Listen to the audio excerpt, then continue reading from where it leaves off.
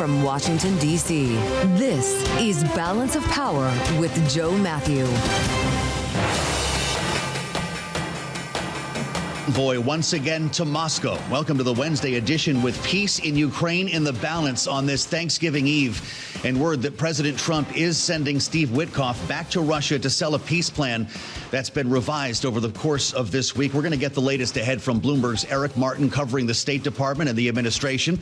And with new questions about Witkoff's relationship with Russia and his impact on these negotiations, we'll discuss with Heather Conley from the American Enterprise Institute. She's with us in studio coming up. The FBI says it wants to interview the Democratic lawmakers who made that video telling members of the military to reject unlawful orders. We'll get into it with our political panel, and it's all after a look at Wall Street. Latest on the Wednesday trade right now with Amy Morris with me in Washington, D.C. How's it look, Amy? It looks green still, Joe. Stocks are still climbing on bets that the Fed will cut rates at their next meeting in December. We check markets for you all day long here at Bloomberg. The S&P 500 up 0.9%. NASDAQ just shy of 1% higher, and the Dow up 0.9%. The 10-year Treasury yield right at 4%. It's at 3.999. And the 2-year yield at 3.48%. ByteDance, meanwhile, bought more NVIDIA chips than any other Chinese company in 2025, but Chinese regulators blocked it from using NVIDIA chips in new data centers. The Chinese government's goal is to build a fundamentally different AI ecosystem that can withstand future U.S. tech embargoes and be widely adopted by other countries. Shares of NVIDIA right now about 2% higher. Applications for U.S. unemployment benefits fell last week to the lowest since mid-April, remaining relatively subdued amid economic uncertainty, but continuing claims edged up. That indicates labor market stress isn't quite over. And U.S. airlines preparing for the busiest Thanksgiving travel period on record. We're right in the middle of it. More than 31 million passengers expected to travel through December 1st. The period will be affected by air traffic controller shortages, winter weather, fuel supply constraints, and tech outages. For on-demand news 24 hours a day, subscribe to Bloomberg News Now wherever you get your podcasts. I'm Amy Morris. That's Bloomberg Business Flash. Back to Balance of Power now with Joe Mathieu. All right, Amy, many thanks as we prepare for our turkeys tomorrow. Markets are in pretty good shape, and glad you're spending part of this Wednesday with us here on Bloomberg TV and radio. I'm Joe Mathieu in Washington as we keep our eyes on the potential for a breakthrough, a peace breakthrough in Ukraine. The headline on the terminal: Trump dispatches aides for more Ukraine talks, says no deadline. And that last part is important because we thought tomorrow would be a deadline. The president over the weekend suggesting that Thanksgiving would be the do or die, the drop dead date for Ukraine to either accept or walk away from this 28-point, now 19-point peace plan.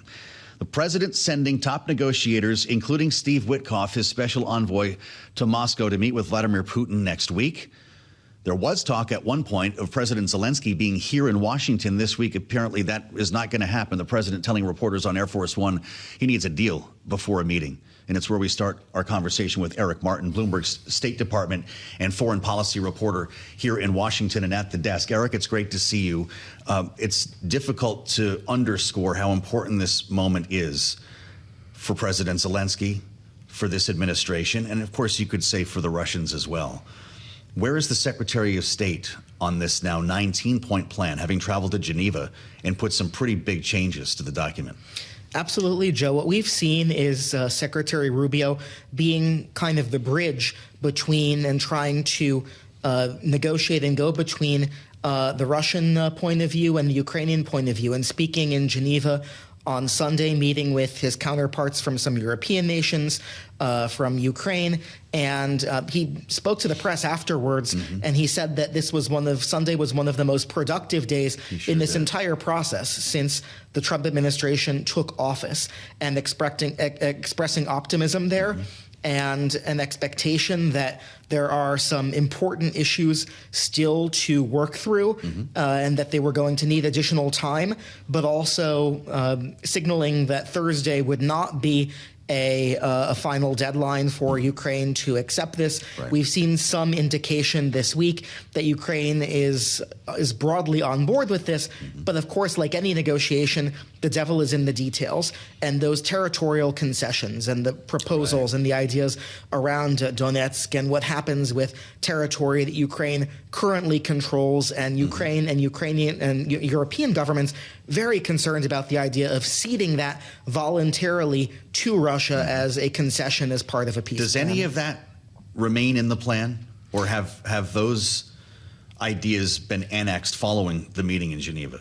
We still don't really know. We know that the number of points has been narrowed, and we know that there's been a lot of discussion around territory and around some of the thornier or more difficult ideas in the proposal, such as certain caps on the Ukrainian army size and a prohibition on any kind of NATO expansion, Ukrainian or otherwise, in terms of new membership in NATO, and that some of these points have been discussed. But we also know that the territory will ultimately be something that is decided at the leader and presidential level. And we've seen Secretary Rubio a couple of weeks ago, when we were on the ground after his meeting with G7 counterparts in Canada, talking about the need to have a final proposal in sight or a landing zone for a final agreement in sight before it would make sense to have another presidential summit with President Trump, not just having meetings for the sake of meetings. So with these items excised, I should have said not annexed from the plan here, is it now a non-starter for Vladimir Putin? What kind of job does Witkoff have to sell this next week? And are we in a world now where Witkoff and maybe Kushner are working the Russians, Rubio is working the Ukrainians?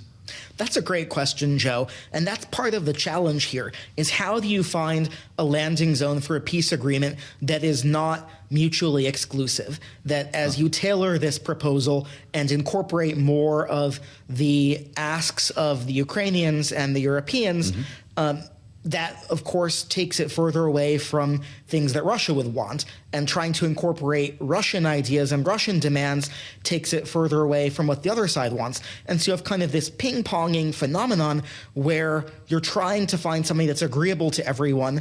But as I spoke about yesterday with former ambassador to Ukraine for the U.S., John Herbst, he was talking about the fact that for Putin, for so long, the main goal has been political control of Ukraine.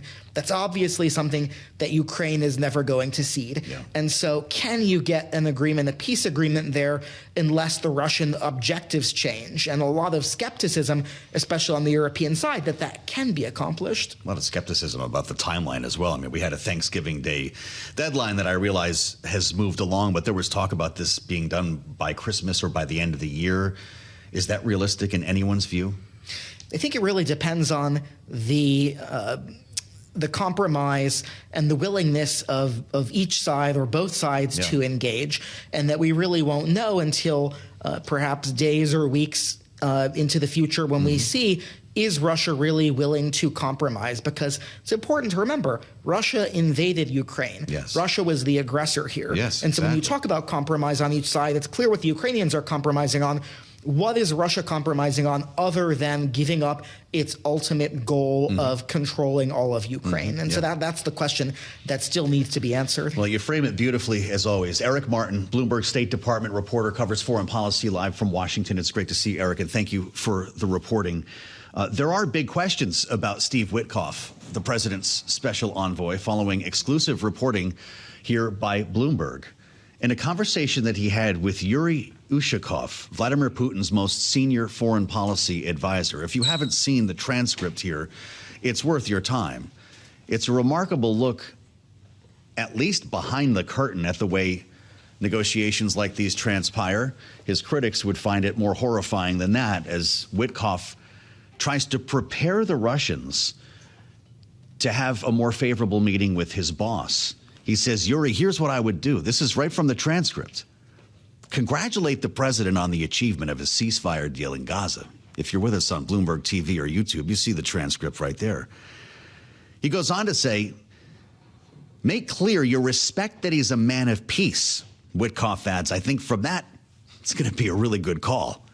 They went on to talk about a meeting with President Zelensky. This is the most recent visit he made to the White House. Witkoff says, hey, just so you know, one more thing. Zelensky's coming to the White House Friday. Ushakov chuckles. He says, I know that.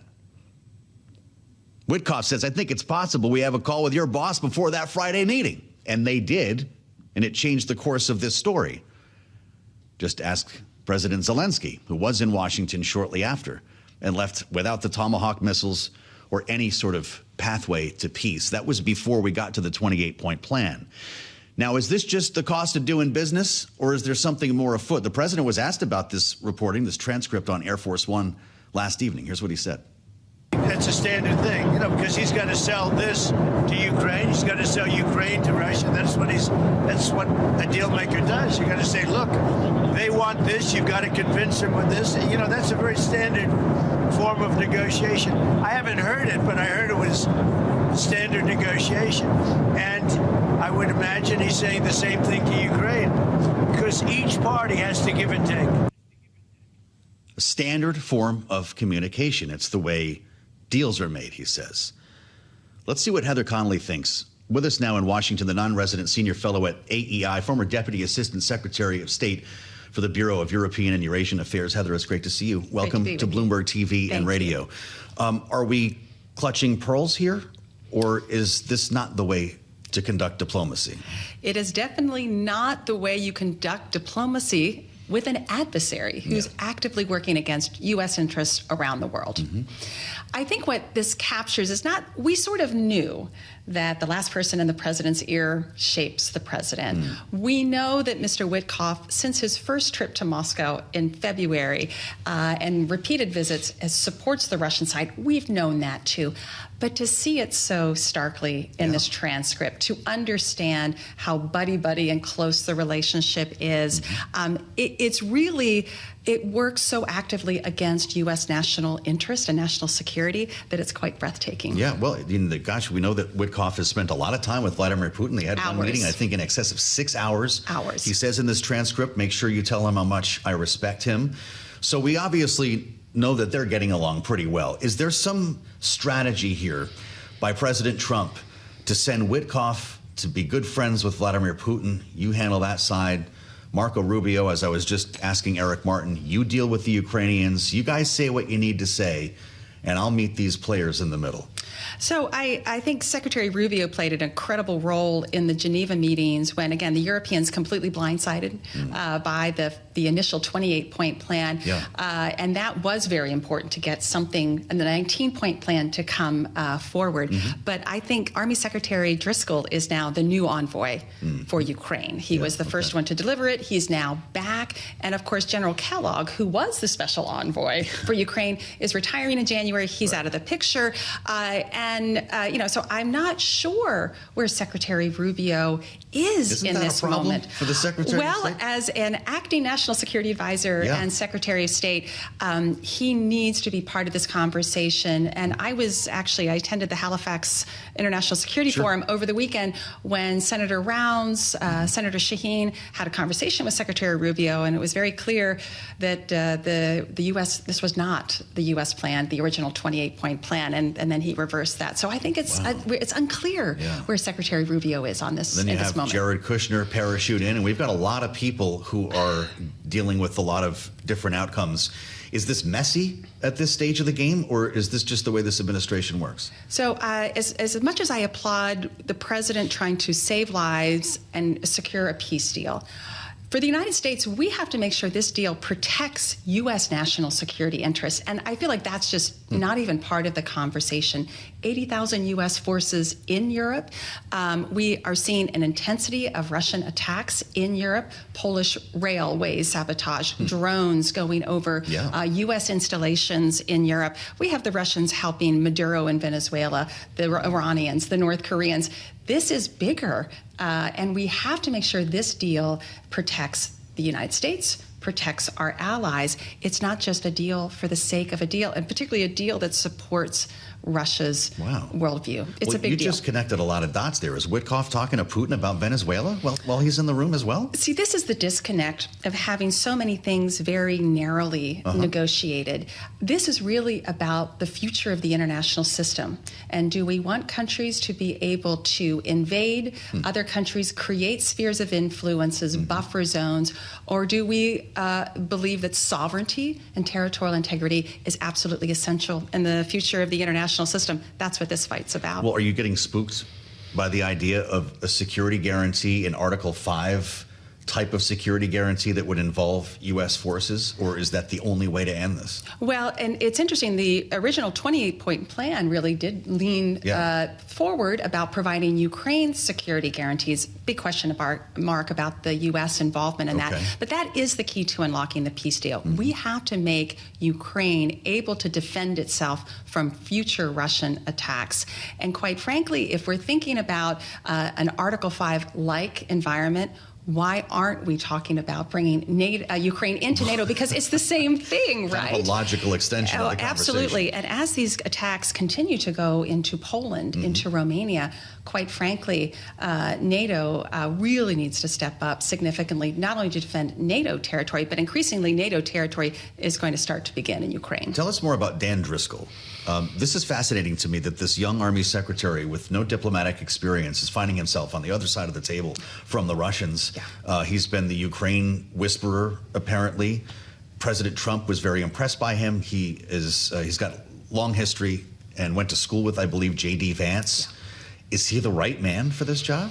Well, I think he was the accidental man because the Russians, Kirill Dmitriev, leaked the 28-point plan early.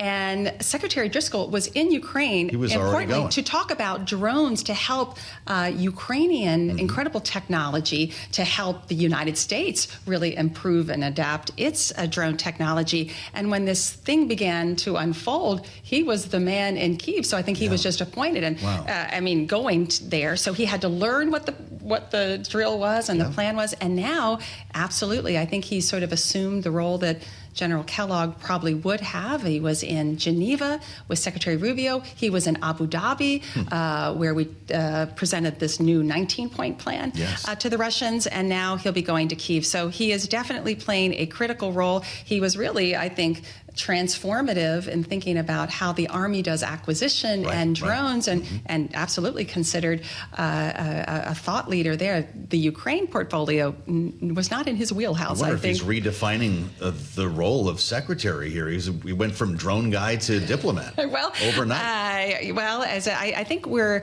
in some ways, right people, right time, but you need the experience. And this is who Driscoll is across the table from when he's meeting with the Russians. They have decades of experience, and that tends to run circles around people who are pretty new to the portfolio. It's not that he's not delivering the message, but 30 years of experience dealing with the Russians really helps you across the table. Fascinating. You saw this incredible transcript where we started our conversation, Steve Witkoff talking to his counterpart in Russia. In our remaining moment, how will that color or inform the meeting with Vladimir Putin next week? Is this an embarrassing moment or just something they consider normal? So it's a little bit of embarrassment for the Russians. I mean, just to have this conversation, it's if Vladimir Putin doesn't know how to handle his relationship with President Trump.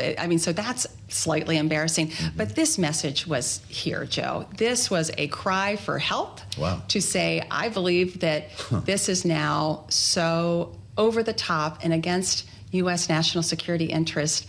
Someone has got to put a stop to this, or at least raise great awareness. The leaking of this, you mean, was a cry for help. It feels like it's a strong message here in Washington, not so much to the Kremlin. Well, I'm really glad that you could join us. Let's keep talking about this. Come back and see us again. That's Heather Conley, non-resident senior fellow at the American Enterprise Institute. I'm Joe Mathieu in Washington. That's a good one for the podcast. Make sure you subscribe at Apple, Spotify, and wherever you get your podcasts. We'll assemble our panel next, right here on Bloomberg.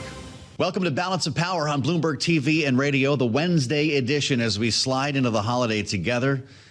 A ghost town here in Washington. The president, first lady at Mar-a-Lago, the vice president, Kentucky, lawmakers back home.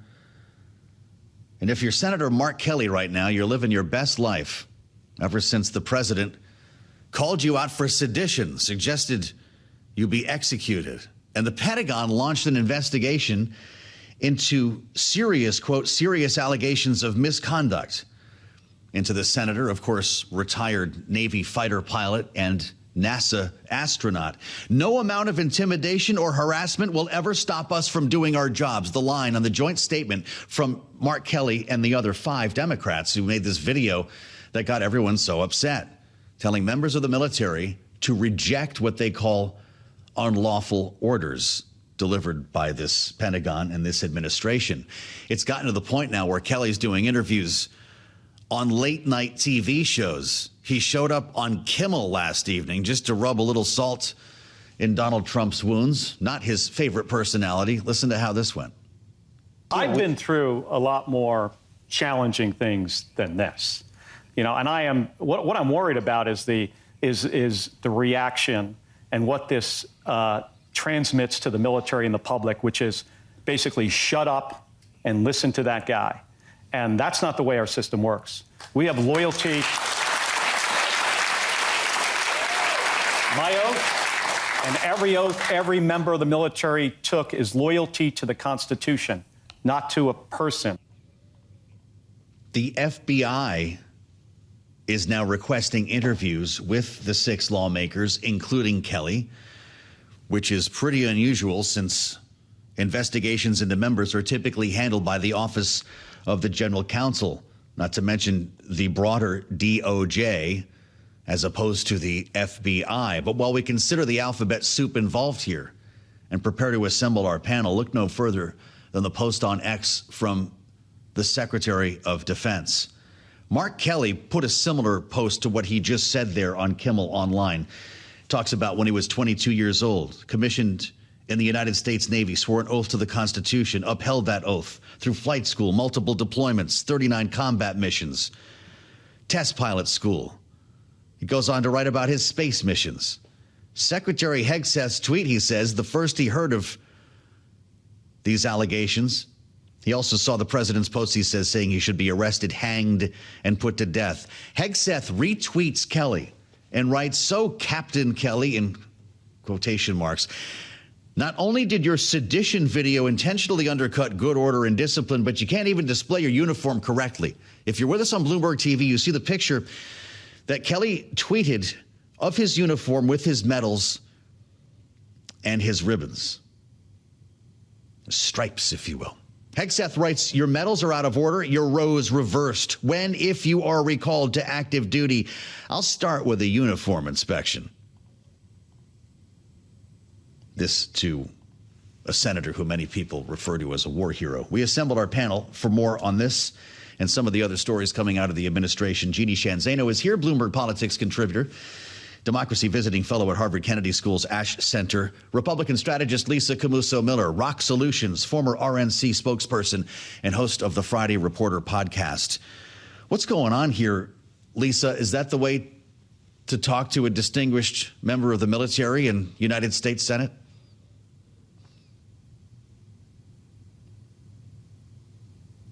No, but Joe, don't lose sight of the fact that this president, sorry, you got me now?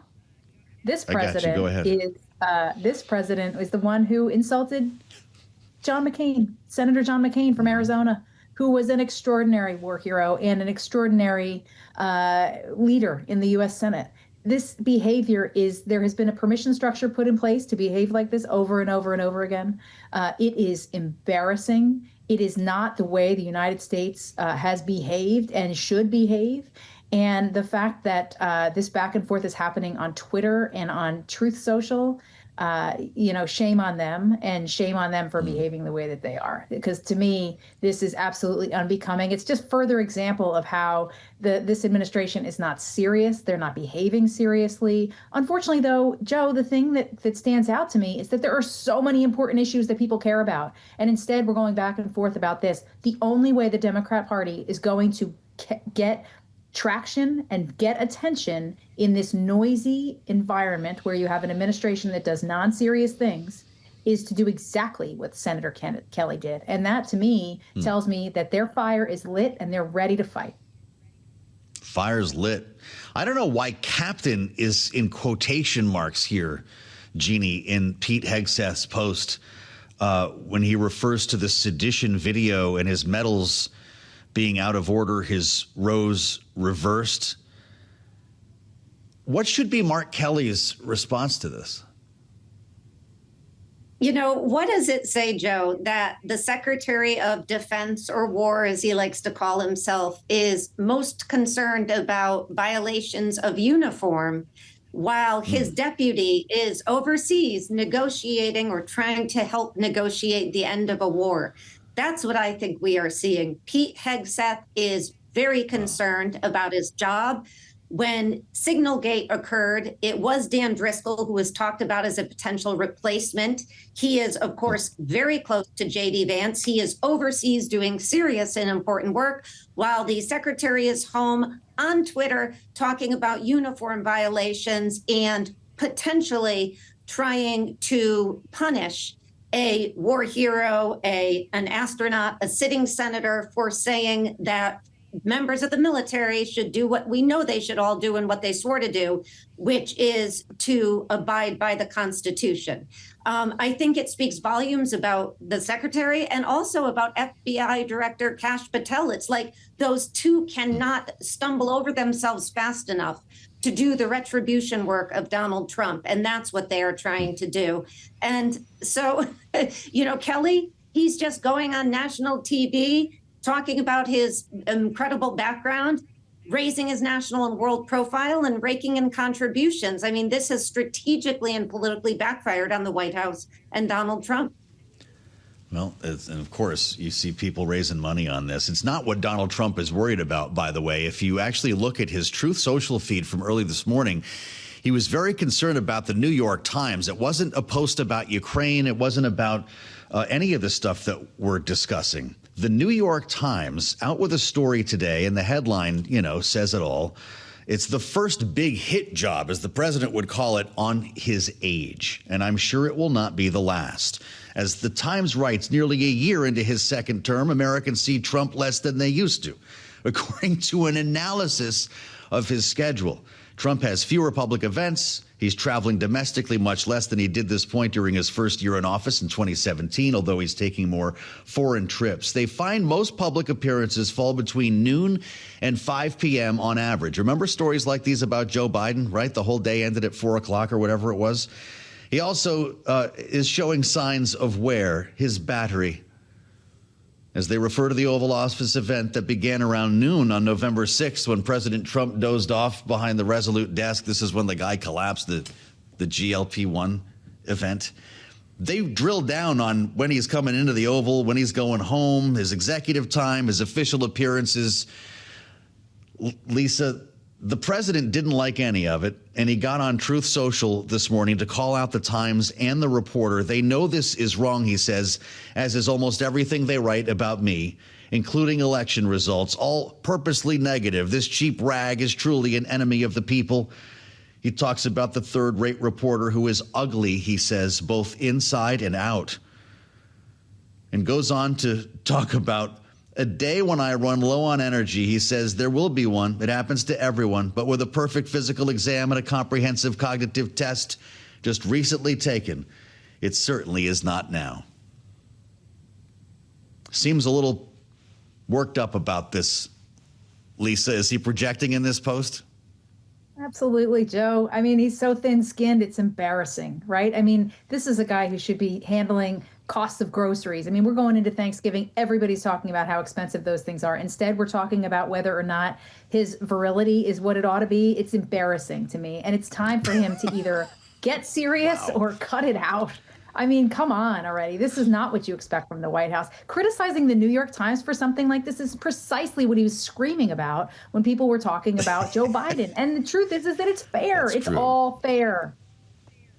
Well, you know, I just wonder if it's the beginning of something bigger here, Jeanne. You remember when these started to hit the Biden administration. And then it just became a pastime for some reporters to write about his age, whether he was getting up the big boy stairs, whether he was what shoes he had on. Now we're looking at the bruise on the hand for Trump, looking at the ankles, whether he's dozing off or not. I have to be honest with you. I'm not very good outside of the hours of 12 and 5 either, Jeanne, so maybe this is going around. But are we going to start reading more stories like this? We absolutely will. I mean, when you are the oldest president elected, this is what comes with it.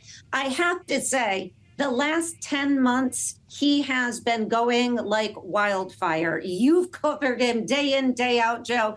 It's exhausting. One of the most energetic. It's exhausting to follow him, let alone, I'm sure, to be in. So I cut him a lot of slack on this. But absolutely, this is fair game for any reporter. There's been a lot of discussion about the bruising, about the, potentially sleeping. I have to admit, Joe, I've been in a meeting or two where I have wanted to doze off.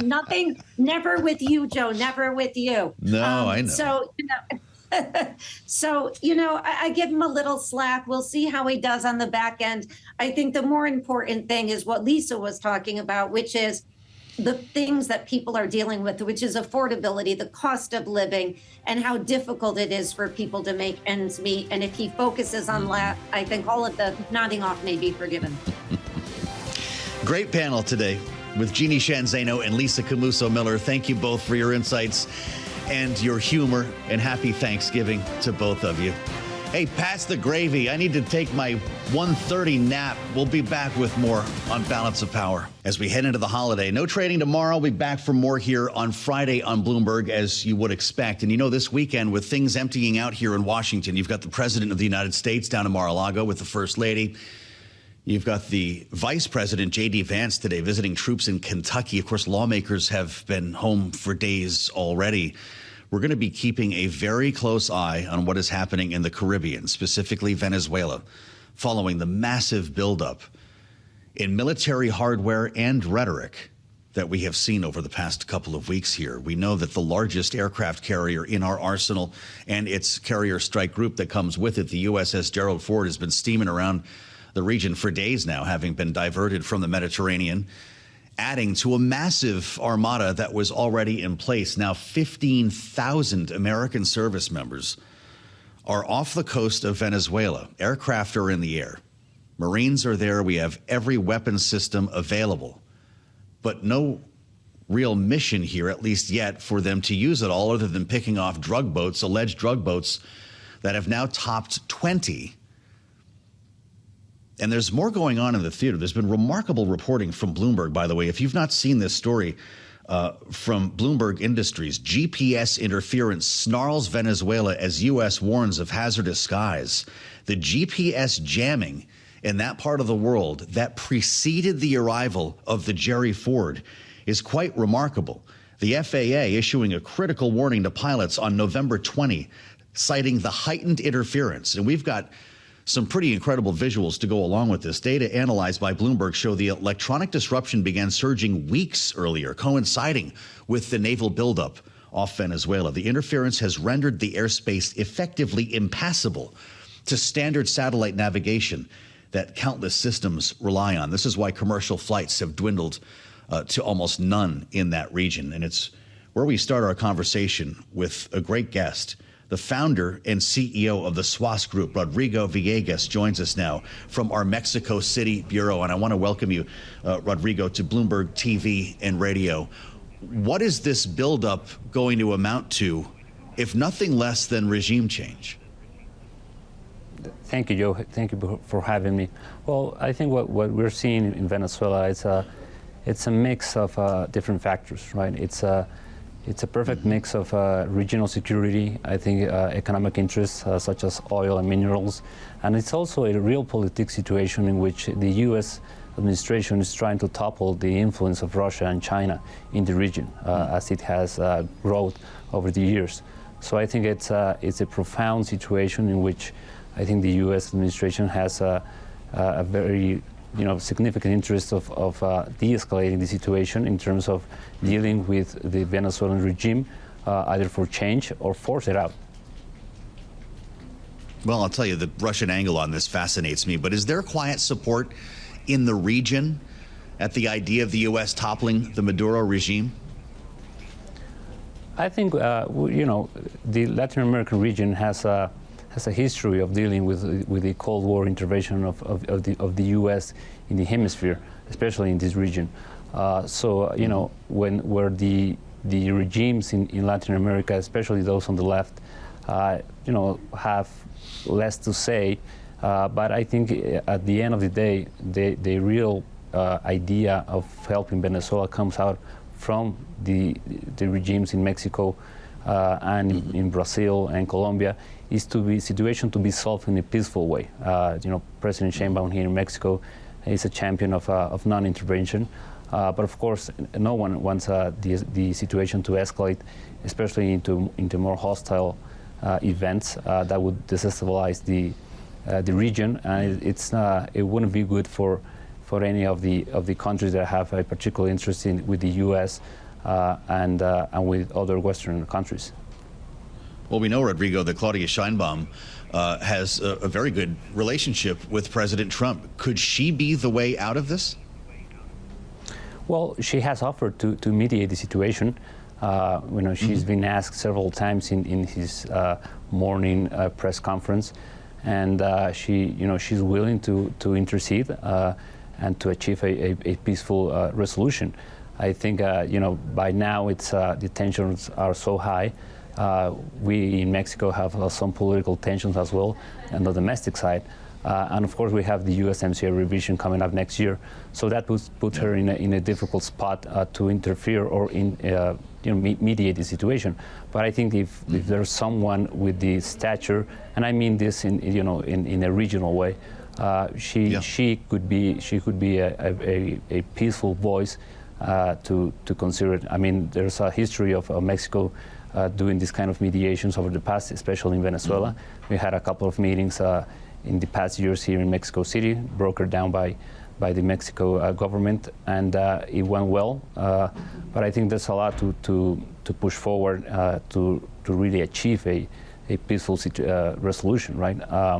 Obviously, the deployment of military assets in the Caribbean puts it more difficult. But you know, at the end of the day, it's a diplomatic resolution that can be made, and there's some elements to it. I mean, you know, you've seen and we have heard President Trump's willingness to speak to President Maduro and to come to an agreement. Also, the different diplomatic deployments in Venezuela has also, you know, have certain aspects of positivity in terms of achieving some kind of deal. But this, of course, would be under U.S. terms, and we hope that Venezuela can settle down and agree to some of these terms. Well, I just wonder to what extent Sheinbaum or any other leaders in the region are concerned that Venezuela is going to be a playbook for how to handle their countries. President Trump has spoken openly in the past about targeting and attacking cartels inside Mexico. How much concern is there that they could be next? I think the Venezuela situation reverberates in Mexico fairly well. I think that there's always this notion that the playbook on Venezuela could be the first step into a situation like in Mexico. I think that's difficult to consider, given the special U.S.-Mexican relationship, and especially all the assets and that we have as a binational region, right? I think the North American region has benefited a lot from trade, from immigration, from security cooperation, and of course we have a 3,000-kilometer that unites the U.S. and Mexico. So I think the security cooperation has been there. There have been good efforts from the government side, the Mexican government side, to alleviate the escalation of illicit drug trade. And of course, there's also this cooperation going on in terms of information and intelligence, sharing, which is very, promises a lot. And so I think that to actually consider, the U.S. intervention as "quote unquote" boots on the ground, it's difficult to really grasp, right?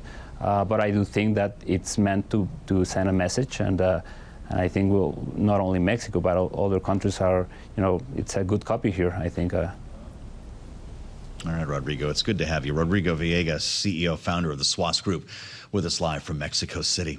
We're gearing up for the holiday around here, and as we discussed earlier in the program with Mike McGlone, we've obviously got our attention paid to energy prices here, the remarkable declines that we've seen in the price of oil, to a lesser extent gasoline, and we wanted to spend a minute with Patrick de Haan before we all headed off to Grandma's. The head of petroleum analysis at GasBuddy is with us right now on Balance of Power on Bloomberg TV and radio. Patrick, it's great to see you. Welcome back to Bloomberg. The president of the United States has been talking about gas with a two-handle. I pumped up in Virginia for less than $3. I know the national average, though, has been a bit stubborn on that $3 mark. What's your expectation for this Thanksgiving? Yeah, I think we're finally going to be able to knock that 3 away here in the days ahead. We'll fall to a two-handle. As you mentioned, the price of oil being at multi-year lows, I think a lot of Americans have been scratching their heads saying, well, if oil prices are at multi-year lows, why haven't gas prices followed? The good news there is we're about to turn into another chapter. Refinery maintenance season's wrapping up.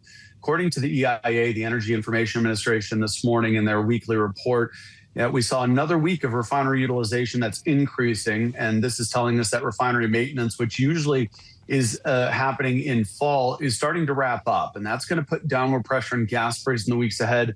The only reason we really haven't seen that national average slip below that $3 mark is because refinery issues both in the West Coast and a refinery fire about a month ago in the Great Lakes have been holding up the price of gasoline. California up 20 cents from last year. Washington and Oregon up about 18 to 22 cents from last year. So that West Coast region has been dogged by not only refinery maintenance, but unexpected outages. And keep in mind, the Phillips 66 refinery in Los Angeles permanently shut down in October. So I think finally a lot of these roadblocks, refinery outages are going to be getting out of the way. As we go into Thanksgiving, as you mentioned, the national average has now slipped to 3 cents below where we were a year ago. We've been flirting on both sides of this year ago number, both increase and higher than a year ago. Now we've slipped below it. And I do think we're on a trajectory here, maybe even by the 1st of December, to see that national average drop below $3. Wow, how about that? Well, the declines that we've seen in crude have been noteworthy, and most all forecasts have crude pointing closer to $50 than $60 when we get into the new year. I think Goldman Sachs had crude oil, at least WTI, at $52 a barrel for 2026. I know there's not a direct correlation here. So what does that mean in terms of refining into gasoline when we get into the middle of next year?